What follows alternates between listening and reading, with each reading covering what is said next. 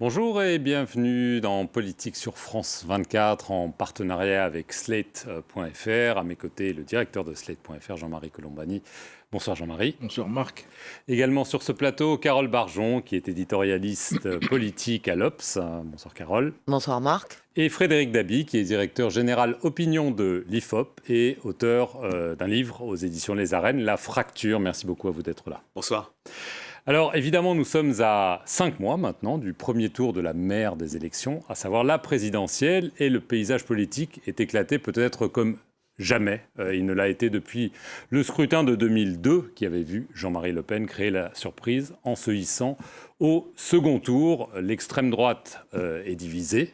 L'extrême gauche est divisée, la gauche est divisée, la droite essaye de se mettre en ordre de marche et le président contemple tout cela, sans doute avec le sourire. Alors on va commencer par un sondage, évidemment il y en a beaucoup ces temps-ci, le dernier sondage pour les intentions de vote au premier tour de ces élections, un sondage Harris Interactive. Alors on voit que le président Macron est assez largement devant, 23-24%, suivi par... le toujours pour le moment non candidat Éric Zemmour à 17-18%. Marine Le Pen arrive juste derrière 15-16%. Xavier Bertrand, si c'est lui qui est élu par ses pairs des Républicains à 14%.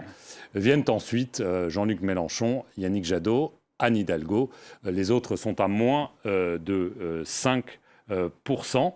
On va tout de suite regarder aussi le total entre l'extrême droite et la gauche, et c'est assez frappant.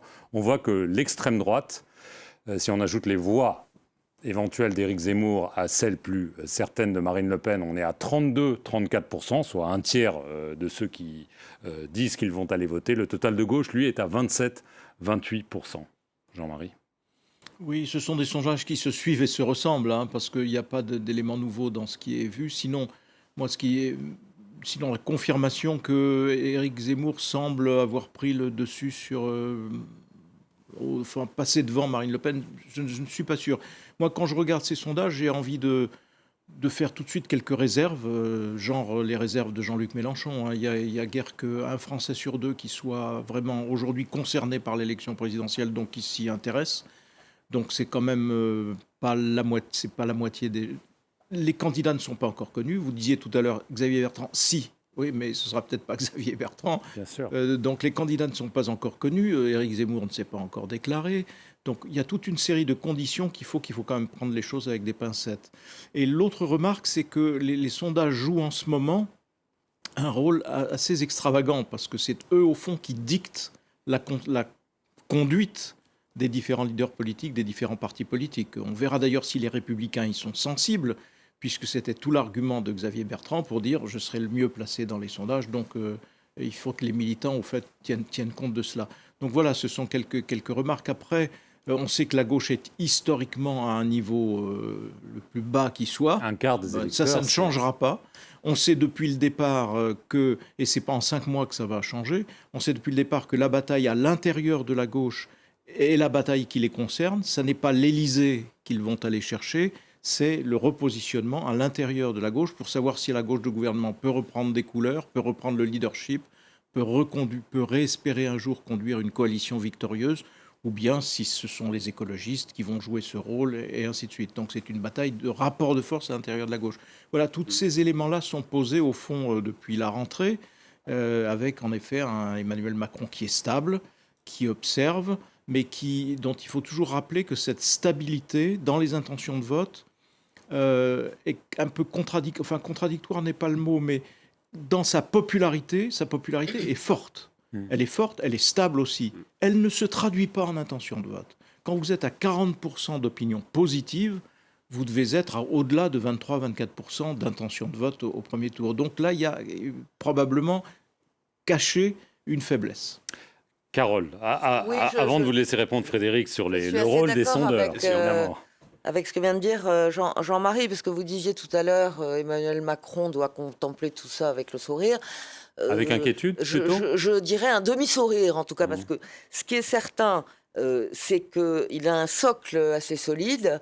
Dans ce sondage, il y a les pourcentages de sûreté du choix selon les candidats. Et c'est vrai que la sûreté du choix de ceux qui ont répondu à ce sondage pour Macron, c'est 81%. Donc c'est très fort, et c'est fort comme Marine Le Pen, à 83%. Par comparaison, Yannick Jadot, les électeurs qui disent vouloir aujourd'hui voter pour Yannick Jadot, il y en a 46 qui pourraient finalement changer d'avis. Bon.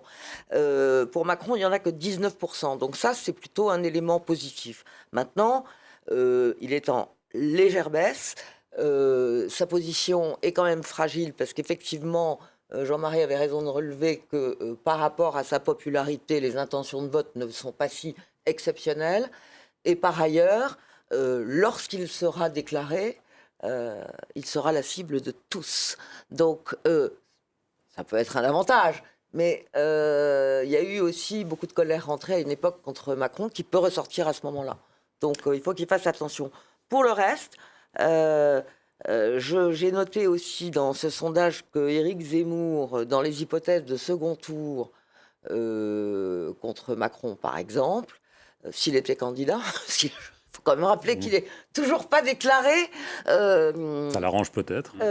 Mais dans une hypothèse de second tour où il serait opposé à Emmanuel Macron, Emmanuel Macron le bat avec 57%. Alors que si Emmanuel Macron était confronté à Marine Le Pen, il ferait 54%. Ce qui veut donc dire que Éric Zemmour réussit, si on peut dire, le tour de force de mobiliser bien davantage la gauche contre lui que la gauche n'était mobilisée contre Marine Le Pen. Frédéric, sur ce sondage qui ressemble à ceux que vous faites régulièrement, à peu de choses près. Ils sont assez proches. Nous avons dans les enquêtes, une fois fiduciales pour le Figaro et LCI, plutôt Marine Le Pen devant Éric Zemmour, mais ce n'a pas beaucoup d'importance. Je partage les réserves de Jean-Marie Colombani. Il y a 5 ans, nous testions, et dans différentes hypothèses, François Bayrou, Yannick Jadot, François Hollande, on sait comment les choses se sont terminées. Il faut prendre ces sondages non pas comme un pronostic ou une prophétie, mais une indication. On est dans un contexte qui est extrêmement mouvant.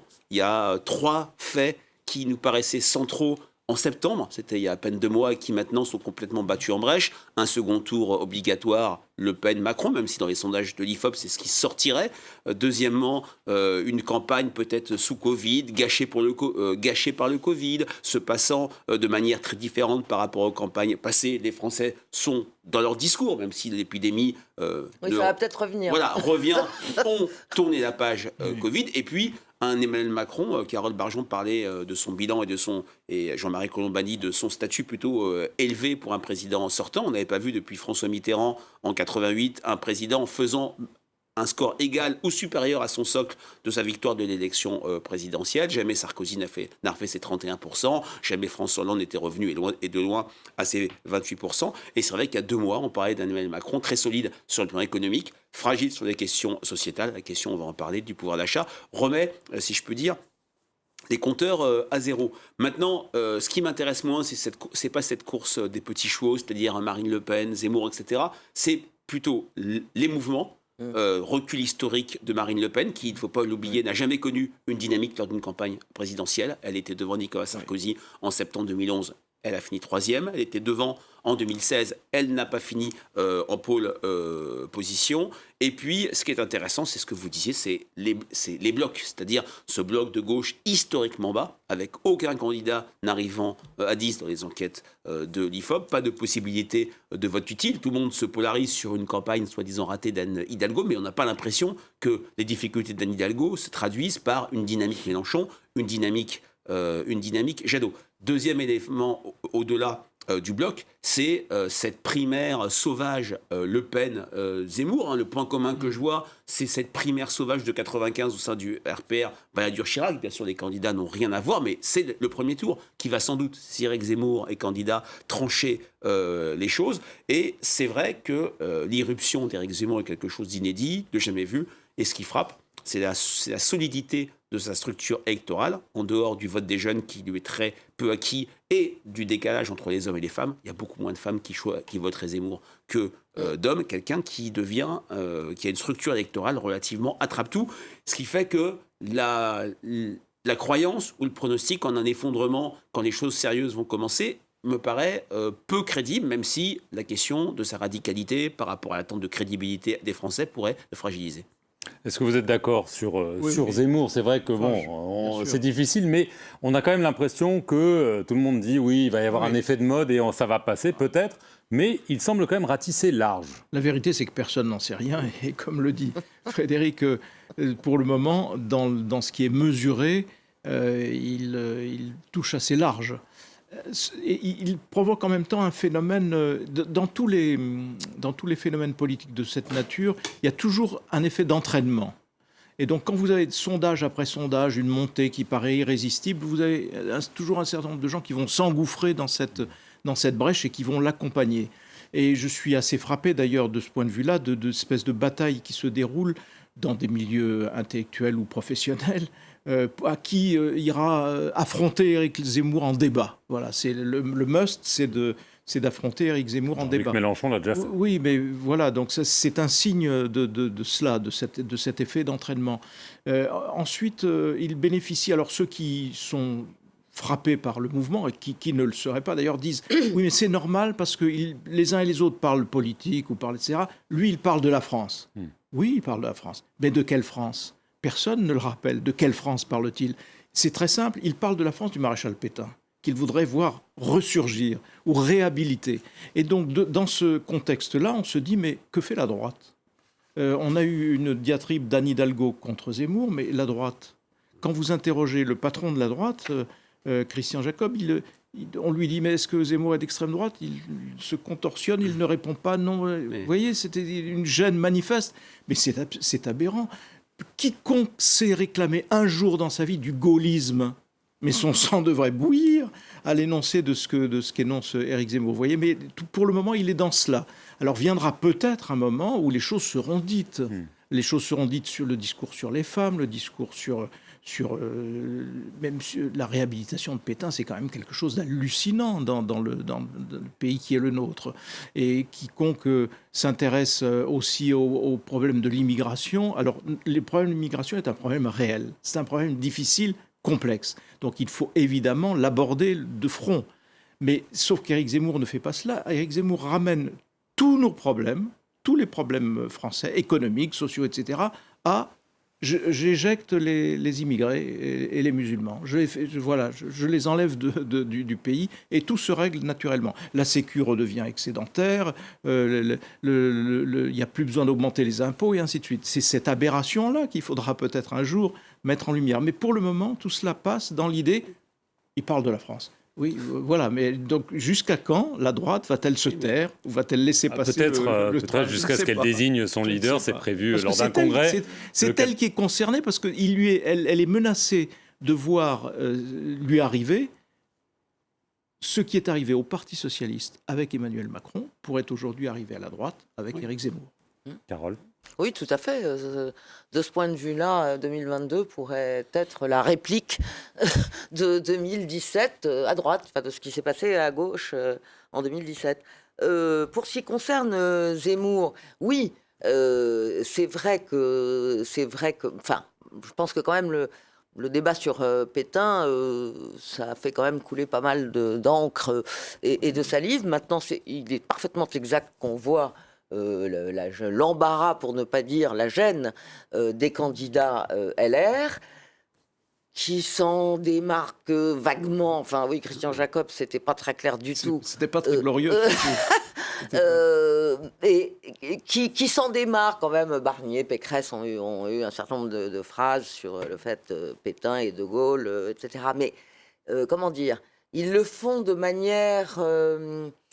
craintive. De manière non médiatique, je dirais. C'est-à-dire que il n'y a pas de formule choc que les lecteurs pourraient retenir ou le téléspectateur, si vous voulez. Il se démarque, mais voilà, sans que ça fasse trop de bruit. Pourquoi ?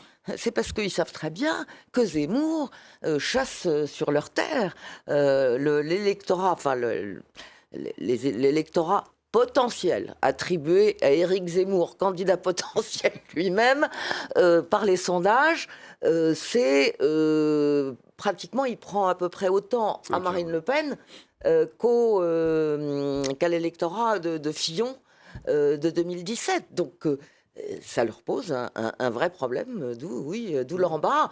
Probablement, lorsque le candidat des Républicains aura été choisi, donc le 4 décembre, là, il sera effectivement beaucoup plus en première ligne. Pour l'instant, ils sont 3, alors ils se partagent un peu ils se partagent un peu la tâche, si j'ose dire. Mais probablement, oui, là, il sera celui qui sera désigné devra batailler contre Zemmour, parce que effectivement, il veut piquer la boutique, quoi. Non, mais je partage ce qui vient d'être dit. Tout ça, c'est une question en fait, d'agenda. Pourquoi les Républicains attaquent peu Éric Zemmour? C'est que l'agenda des Républicains, des principaux candidats, n'est pas un agenda de discussion, de conversation avec l'ensemble des Français, mais avec les adhérents LR. On a changé de dimension. D'ailleurs, ça se voit dans les enquêtes de popularité. On a eu, dans l'enquête IFOP fiduciale pour Match et Sud Radio, une baisse de la popularité et de Xavier Bertrand, et de Michel Barnier, et de Valérie Pécresse, parce qu'ils ne parlent moins aux Français qu'ils ne parlent aux adhérents LR. Donc la question Zemmour, comme le dit Carole Barjon, va être peut-être traitée, bien ou mal, personne ne peut le dire, une fois que l'offre sera clarifiée. Il y a un malaise chez les électeurs de droite. Replaçons-nous 5 ans en arrière. C'était extrêmement clair pour un électeur de droite. Début novembre 2016, il savait qu'il allait élire le 21 et 28 de mémoire le candidat, la candidate qui sera sans doute le président de la République. C'était extrêmement simple. Là, il y a ce congrès qui est en petit comité, même si le nombre d'adhérents a très fortement progressé. Tout ça, ça laisse le champ libre à Zemmour. Et du côté de Marine Le Pen, Zemmour a un argument très fort et qui fait, il faut le dire, on le voit dans nos enquêtes qualitatives, mouche chez les électeurs acquis et potentiels de Marine Le Pen. Cet argument qui agit comme un poison lent, c'est elle n'est pas au niveau, elle ne veut pas le pouvoir, elle se plantera, si je puis me permettre ce terme trivial, encore dans un nouveau débat présidentiel avec Emmanuel Macron dans le cadre d'un second tour. Et tout ça, ce vide chez LR, ce vide provisoire et cette gêne concernant Marine Le Pen explique en partie, mais explique également cette dynamique Éric Zemmour, même si les derniers sondages montrent quand même, d'une part, chez IFOP, que Éric Zemmour est devancé par Marine Le Pen et qu'il connaît moins une dynamique. Mais quand on est à 16-17%, alors qu'on n'est pas candidat, alors qu'on n'est pas une personnalité politique, on peut dire qu'on est quand même sur un niveau très élevé. Alors, juste pendant que vous avez la parole, je vais vous la laisser, parce que la question, c'est sur quoi les Français vont voter. Parce qu'on parle beaucoup, évidemment, d'immigration, de sécurité, de santé, mais évidemment, on reparle du pouvoir d'achat. Vous, dans vos enquêtes, quand vous demandez aux Français sur quoi est-ce que vous allez voter, ils vous répondent quoi? Alors, sur les déterminants du vote, alors on les prend maintenant, la campagne n'a pas commencé, comme le disait Jean-Marie Colombani, l'offre n'est pas connue. Mais en tout cas, on a une campagne des déterminants du vote très différents de 2017. 2017, c'était le chômage qui écrasait tout. Là, le chômage n'a jamais été aussi bas depuis 2007. Le pouvoir d'achat devance la question du chômage et on retrouve peut-être le diptyque pouvoir d'achat qui devance le chômage qu'on n'avait pas vu depuis 2007. La campagne qui avait permis à Nicolas Sarkozy de mobiliser le travailler plus pour gagner plus. La différence, c'est qu'en 2007, Nicolas Sarkozy était tranquille. Il n'y avait pas de sortant à qui on pouvait s'en prendre sur la question du pouvoir d'achat. Là, il y a un sortant, Emmanuel Macron, qui voit sa logique mobilisée par En Marche, qui est « ça va mieux, nous avons fait des choses en matière de pouvoir d'achat », minée, fragilisée par ce thème qui monte de plus en plus dans le discours des Français, question des carburants, de la vie chère, du retour de l'inflation. Ce mot avait même disparu du discours des Français. Donc les questions de pouvoir d'achat, les questions de santé, qui sont antérieures à la poussée du Covid, puisque depuis septembre 2019, c'est le premier enjeu pour les Français, parce que dès 2019, il y avait la grève des urgences, il y avait les questions de l'accès aux soins, et également les questions d'insécurité. En termes de déterminants du vote, il y a aujourd'hui 18 points de plus c'est un enjeu déterminant pour mon vote sur la question de la sécurité, 16 points de plus pour la santé, 10 points de plus pour le pouvoir d'achat. L'environnement, le réchauffement climatique est à un niveau en progrès, mais beaucoup plus relégué. Également, c'est le cas de l'immigration, mais l'immigration, ça reste auprès d'une partie, cette partie extrême qu'on vient de voir qui fait 35-37%, un puissant levier de vote qui rentre dans cette vision du monde que Jean-Marie Colombani a décrit du côté d'Éric Zemmour, qui est tout ce qui arrive, c'est la faute de l'immigration. Donc on est pour l'instant avec des enjeux qui ne se sont pas installés vraiment. Il n'y a pas un enjeu qui structure les autres, mais je suis frappé des similitudes avec 2002 pour la sécurité et 2007 pour le pouvoir d'achat. Alors juste avant de vous faire réagir, Jean-Marie, on va écouter le porte-parole du gouvernement, Gabriel Attal, à propos justement du thème de la sécurité et des accusations de laxisme de la part de l'opposition. On l'écoute. On est intraitable avec la délinquance. On renforce les moyens de la sécurité de manière continue depuis 2017. On a créé 10 000 postes de policiers et gendarmes supplémentaires. On renforce les budgets, plus de 2 milliards d'euros en plus pour nos forces de sécurité. On renouvelle les voitures aussi, les 2 tiers des véhicules qui auront été renouvelés sur ce quinquennat. On rénove des casernes et des commissariats, 700 qui auront été rénovés. Tout ça pour donner des conditions de travail à nos forces de sécurité qui sont meilleures, pour qu'ils soient plus efficaces aussi pour aller traquer les délinquants. Jean-Marie, discours classique, convenu, mais on sent quand même qu'en effet, sur le régalien, plus généralement... Oui, parce que depuis le départ, Voilà. c'est réputé comme une faiblesse d'Emmanuel Macron. Donc on lui a accroché un petit peu cette étiquette. C'est-à-dire les oppositions lui ont accroché cette étiquette. Et donc c'était très difficile, en effet, d'en sortir, parce qu'en même temps, il y a la réalité quotidienne. Et la réalité quotidienne, elle est évidemment traumatisante dans un certain nombre de faits. Alors, ce qui peut intervenir dans une campagne, moi, je ne suis pas sûr que... Je pense que le pouvoir d'achat a toute chance de rester dominant. Et la santé. Parce que la santé, l'épidémie n'est pas terminée. Et l'épidémie a quand même révélé des carences dans notre système qui sont là, la vie quotidienne des Françaises et des Français. Donc je pense que tout cela va Oui, on a eu continuer, des chiffres va frappants continuer de sur le peser, nombre de lits peser fermés. fortement. Mais ce qui peut arriver dans une campagne électorale, c'est une campagne où, pour le moment, il n'est pas question des programmes. Personne ne vous parle d'un programme. Et la plupart des campagnes aujourd'hui se jouent sur les personnalités, et c'est ce qui d'ailleurs peut avantager tel ou tel, mais l'accident est toujours possible. Ce qui peut remettre en lumière le thème de l'insécurité de façon dévastatrice pour Emmanuel Macron, c'est un épisode qui ressemblerait à celui de l'élection de 2002, où... Un malheureux avait été... Papivoise, le fameux épisode de Papivoise avait été... Il y avait une enterre avant également. Oui, et donc ça avait fait l'objet d'un espèce de feu roulant médiatique qui fait que, du coup, la sécurité s'était installée au premier rang et Jacques Chirac en avait tiré bénéfice contre Lionel Jospin. L'autre facteur qu'il faut toujours avoir en tête, c'est l'accident. Parce que beaucoup se joue sur les personnes. Et l'archétype de l'accident, c'est encore, si on regarde la campagne de 2002, c'est Lionel Jospin. Il fait un livre de programme d'interview avec Alain Duhamel. Ce livre démarre de façon phénoménale. Je ne sais pas, c'est presque 100 000 exemplaires en quelques jours. Et puis le camarade Jospin rentre de la Réunion, d'un voyage à la Réunion, et il sort dans l'avion, il parle aux journalistes et il dit « Jacques Chirac, usé, vieilli, fatigué ». Le lendemain, les ventes de ce livre s'arrêtent et l'image de Jospin s'effondre. Et donc, vous pouvez avoir, visant tel ou tel...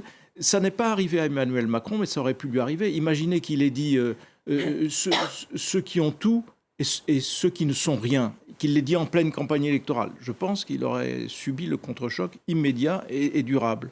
Donc ça peut aussi intervenir et modifier complètement la donne d'une campagne électorale parce que à la fois on parle peu de programmes, donc on va parler davantage des personnalités, on va regarder ce qu'elles portent, comme on dit aujourd'hui, mais l'accident est toujours possible et il faut intégrer cela dans le schéma.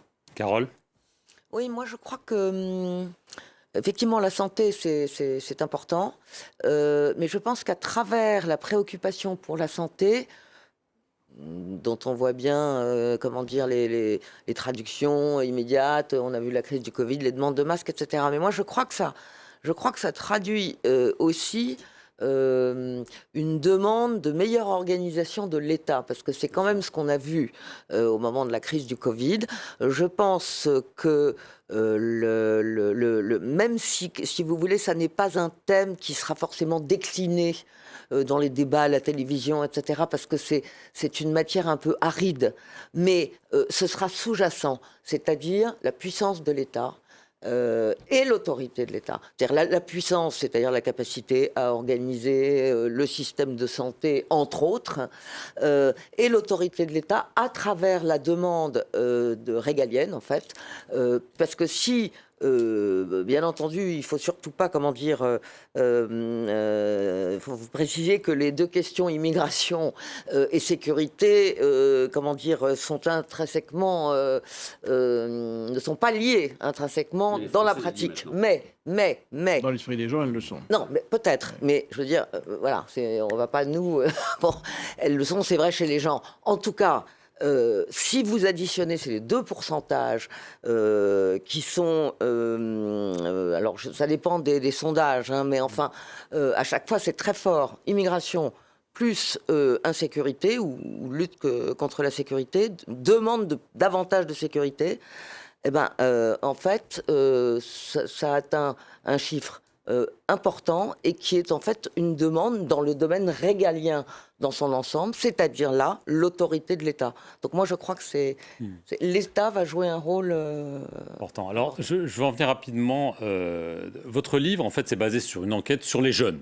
Sur ce qu'ils veulent. Et il y a, d'ailleurs, Carole parlait de demande d'autorité de l'État, il y a des enseignements assez divers, sur les valeurs sociétales, c'est une chose, mais par exemple, sur ce qu'ils souhaitent voir un candidat porter, comme le dit Jean-Marie, parce que c'est vrai que les jeunes, on sait qu'ils votent moins, ils votent tard souvent, et donc c'est assez difficile à cerner. Oui, ils votent tard, mais ils peuvent voter fortement à l'élection faite présidentielle. Les fameux primo-votants, dans le livre La Fracture, on raconte un peu l'histoire du vote des jeunes à l'élection présidentielle. Il est arrivé en 81, 95, en 2007, qu'ils votent autant, voire plus que l'ensemble des Français.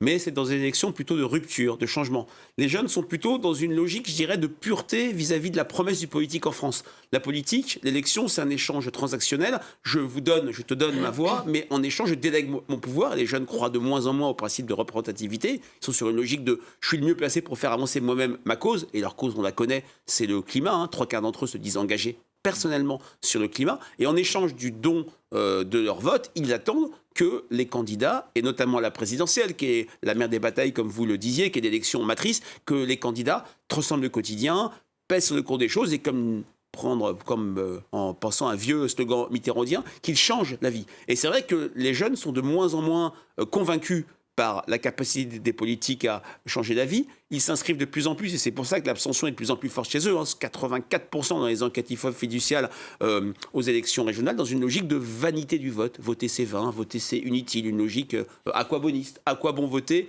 aujourd'hui? Et c'est ça qui est particulièrement, je dirais, battu en brèche, même si on peut imaginer que si les candidats parlent beaucoup aux jeunes, c'est ce qu'ils font. Jamais le discours, que ce soit du côté de chez Macron, de chez Marine Le Pen, de tous les candidats, sauf peut-être Éric Zemmour qui est faible chez les jeunes parce qu'il ne parle pas d'environnement, parce qu'il n'est pas sur des logiques de discrimination comme les jeunes. Mais les jeunes pourraient peut-être voter plus fortement que l'on pense, et c'est très important parce que pour les politiques, il y a des vraies croyances magiques sur les jeunes, leur capacité à influencer le vote des autres, à être des vrais relais d'opinion. Parler aux jeunes, c'est parler aux parents, aux grands-parents. C'était le coup de génie de Hollande en 2012. Qu'est-ce que c'est son programme? C'était la jeunesse, l'éducation. Carole Bargeon connaît très bien ces sujets. Et c'est vrai que l'abstention automatique des jeunes n'est pas acquis pour cette élection, mais de plus en plus, ils sont sévères et de plus en plus, ils pensent que les solutions ne viennent pas seulement de la sphère politique, de moins en moins même, et plus de la sphère individuelle. Et ça pourrait être décisif, parce que quand on voit la sphère politique éclater, le ticket d'entrée au second tour est très bas, il pourrait faire basculer le vote. C'est vrai que dans l'histoire de l'élection présidentielle, on montre que jamais le vote jeune n'a fait basculer l'élection. Ségolène Royal, très nettement en tête chez les moins de 30 ans, vers chez les moins de 40 ans, qui perdent de plus de 3 millions de voix en 2007. Mais c'est vrai, quand on voit un François Fillon qui échoue de moins de 300 000 voix, un Jean-Luc Mélenchon, et il s'en souvient très bien, qui échoue de 600 000 à 700 000 voix, c'est vrai que le vote des jeunes, c'est 5 millions de personnes de 18 à 24 ans. Alors, ils sont moins bien inscrits, ils votent un petit peu moins, mais c'est un segment qu'il ne faut pas négliger, et les politiques le savent bien, parce qu'il y a ces croyances un peu magiques sur la capacité des jeunes à électriser et à drainer le vote des autres générations. Alors, on va juste faire une toute petite pause. On va continuer à parler des jeunes tout de suite. C'est la chronique de la politique sur les réseaux.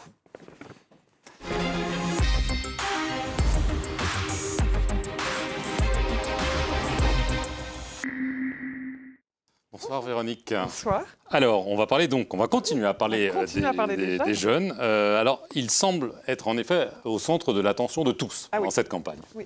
Je vous confirme, et vous étiez en train de dire, Frédéric Dabi, que c'est une espèce de mythe de est-ce qu'ils électrices. Je vous confirme qu'en ce début de campagne, les jeunes avec, puisque c'est ainsi qu'on les appelle, les jeunes avec Zemmour, les jeunes avec Macron, les jeunes avec Jean-Luc Mélenchon, bref, les jeunes avec sont une population très active sur les réseaux sociaux. Donc on dit que les jeunes n'aiment pas la politique. En tout cas, il y a encore des militants très actifs.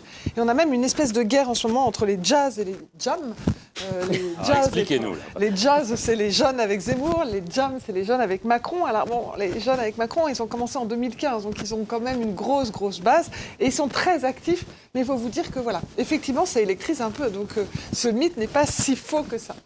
Ensuite, vous l'avez dit, les jeunes, c'est important. Les uns et les autres essayent de les séduire. Donc on se rappelle de ce que Emmanuel Macron avait fait avec McFly et Carlito, et ça avait plutôt bien fonctionné. Et donc ils vont où? Là où sont les jeunes. Et où sont les jeunes? Sur des médias un peu particuliers. Donc ils ne sont pas forcément en train de nous regarder. Ils sont plutôt sur TikTok, par exemple. Donc vous voyez, ils sont tous en train de s'y mettre. Donc sur TikTok, évidemment, Emmanuel Macron y est et a une énorme fan base. Et il faut savoir qu'il est très bon, il est très apprécié. Vous avez aussi quelques membres du gouvernement qui sont très appréciés, comme M. Djebari, qui est très apprécié sur TikTok. Et puis vous avez aussi Éric Zemmour et Jean-Luc Mélenchon. Le pourcentage que je vous ai mis en bas, c'est la progression qu'ils ont du nombre de followers régulièrement. Donc c'est pour vous dire que oui... Ils partent de bas. Ils partent de plus bas, donc forcément la progression est forte. Mais c'est pour vous dire qu'on y est, ils sont tous en train de s'exciter. C'est un vrai sujet.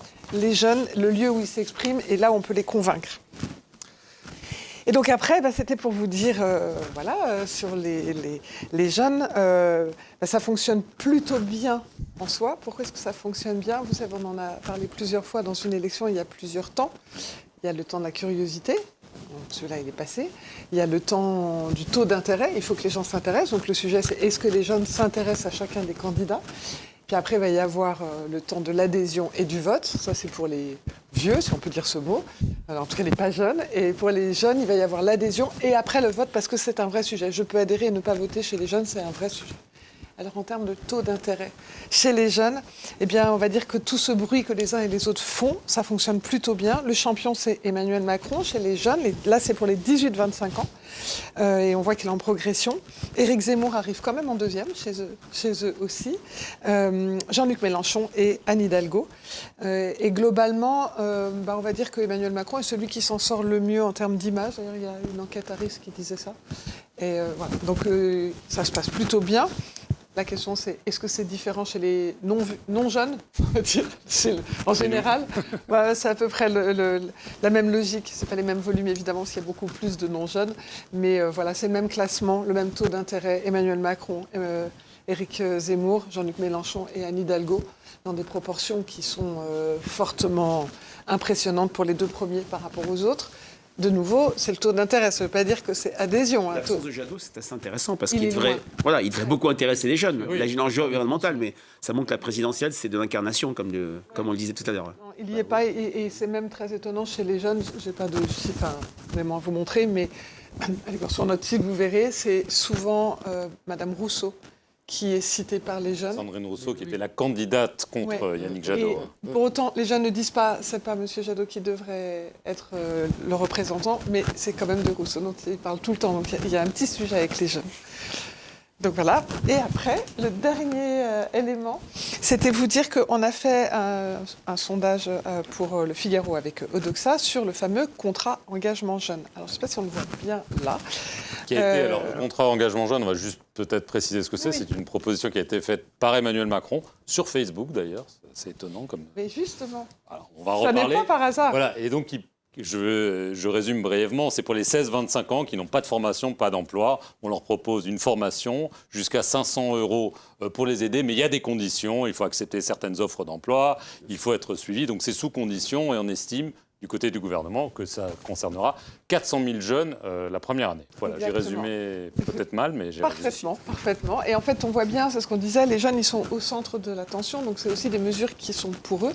Quand on teste cette mesure auprès de tout le monde, vous voyez qu'il y a un sujet qui est que globalement, je vais faire Madame Météo, c'est globalement jugé peu efficace pour 52% des Français, mais il y a des vraies fractures, c'est-à-dire vous avez déjà une fracture sociale, c'est les cadres et les employés trouvent que c'est plutôt efficace comme mesure et les ouvriers non. Vous avez les urbains qui trouvent ça plutôt efficace et les ruraux non. Et évidemment, vous avez une fracture générationnelle très forte. Et c'est pour ça, sans doute, que cette mesure, elle a aussi été présentée sur Facebook et sur les réseaux sociaux, parce que c'est une mesure qui s'adresse aux jeunes. Et les jeunes, eux, trouvent ça à 65% pour les 18-24 ans, oui, efficace. Et les 35-49 ans, 58%, non. Donc il y a un vrai clivage générationnel. On va dire que moins on est concerné, plus plus, on est opposés, mais c'est pas si original que ça, mais c'est quand même très fortement notable, sachant qu'après, sur les réseaux sociaux, j'ai vu que les jeunes n'en parlent pas beaucoup, c'est les politiques qui en parlent, ils s'en sont emparés. C'est eux qui critiquent, d'ailleurs, pour l'opposition. Soit c'est pas assez généreux pour la gauche, soit c'est de l'assistanat pour la droite, mais globalement, c'est eux qui en parlent. Les jeunes, ils sont dans le sondage plutôt... Ils trouvent ça efficace, mais ils n'en parlent pas tant que ça, c'est loin. Donc je ne sais pas si ça sera efficace pour les convaincre d'aller voter, mais c'est dans mon plan. Mais... Jean-Marie, politiquement, c'est vrai qu'Emmanuel Macron avait annoncé au mois de juillet un revenu. Oui. Maintenant, on est passé à un contrat. Voilà. Politiquement, ça a un sens, évidemment. Mais le problème, c'est qu'on est parti d'une mesure énoncée simplement et on aboutit à quelque chose qui est quand même beaucoup plus compliqué à mettre en place. Ça, c'est très français. On arrive finalement à une petite usine à gaz et comment s'y retrouver. Donc ça, c'est un handicap majeur, évidemment. Mais d'une façon plus générale, moi, je trouve que... Parce que, par exemple, dans les dispositifs en faveur des jeunes, il y a ce fameux dispositif « Un jeune, un emploi ». Ça a plutôt bien fonctionné, mais c'est passé à la trappe. Et c'est une des caractéristiques de notre vie publique, c'est que on passe son temps, quand je dis on, c'est, disons, comme disait Mitterrand, la classe politico-médiatique, à dire que nous sommes impuissants, que l'État est impuissant. Et cette impuissance réputée impuissante nourrit évidemment le dégagisme. Donc voilà. Or, si on regarde les grands problèmes français tels qu'ils se sont posés au fil des années, la France était malade de l'inflation. Mais malade de l'inflation, vraiment, je veux dire, les revenus étaient pillés par le taux d'inflation. On s'est doté d'une politique dite de désinflation compétitive. Paix à ses cendres, c'est le regretté Pierre Bérégovoy qui avait mis ça en place le premier. Et ça a été poursuivi gouvernement de droite et gauche. Ça a marché. Ça a été ensuite interrompu par le gouvernement Raffarin, Chirac, etc. Et on est passé à autre chose. Mais le temps que l'État s'est obstiné, ça a marché. Vous vous souvenez de... Moi, je me souviens de plein de campagnes électorales dominées, hantées par la question du chômage de masse. Nous étions les champions du chômage de masse et c'était le cancer de la société. Aujourd'hui, ce chômage est en voie de résorption et on tend vers un niveau jamais atteint dans un passé récent. Mais voilà, ça passe à la trappe, alors que c'est une démonstration du fait que l'État n'est pas nécessairement inefficace, qu'au contraire, dans des politiques suivies, il y a une efficacité au bout de la route. Simplement, en campagne électorale, personne ne vous dira ça. On dira « on s'effondre, me voilà, je vais redresser le pays ». De redressement en redressement, il ne doit plus rester grand-chose. Carole, un petit mot de conclusion, on n'a plus beaucoup de temps. Non, mais moi, sur ce contrat, je pense que ça correspond tout à fait à la philosophie, le contrat d'engagement jeune, ça correspond tout à fait à la philosophie d'Emmanuel Macron, hein, c'est-à-dire, il ne faut pas que ce soit un revenu, une allocation, en fait, d'assistanat. Il y a un contrat à la clé. Moi, je trouve que c'est assez cohérent par rapport à ce qu'est Emmanuel Macron. Ensuite, bon, est-ce que c'est bien ou mal reçu? Ça, c'est un autre sujet. L'avenir le dira. Voilà, je suis désolé, mais l'avenir, ce sera la semaine prochaine parce qu'on n'a plus de temps pour cette émission. Merci à vous tous et merci à vous de nous avoir regardés. Restez sur France 24 pour plus d'informations.